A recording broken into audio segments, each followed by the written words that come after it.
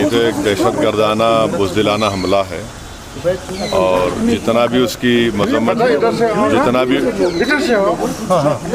جتنی بھی اس کی مذمت کی جائے بہت کم ہے۔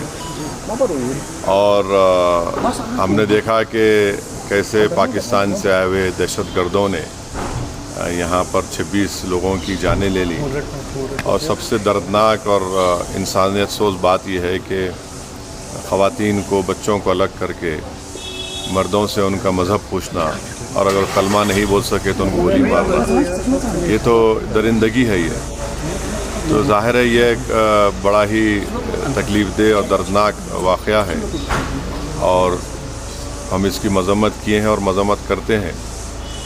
اور دوسرا یہ کہ اس سے سب سے بڑا نقصان تو کشمیر کے لوگوں کو ہو رہا ہے، اتنا بڑا ٹورسٹ یہاں سے چلا گیا۔ تو اب ہم تو یہ چاہتے ہیں کہ اس کا ایک مؤثر جواب ہماری حکومت دے۔ آل پارٹی میٹنگ میں بھی ہم نے یہ بات کہی تھی، اس کی انکوائری ہونی چاہیے۔ میں نے میڈیا میں پڑھا ہے، ان کے ریلیٹیوز کا بیان پڑھا ہے، اس کی انکوائری ہونی چاہیے کیسے ان کی موت ہوئی ہے۔ ابینس میں رکھا ہے نا اس کو، یہ تو ابینس میں رکھا گیا ہے۔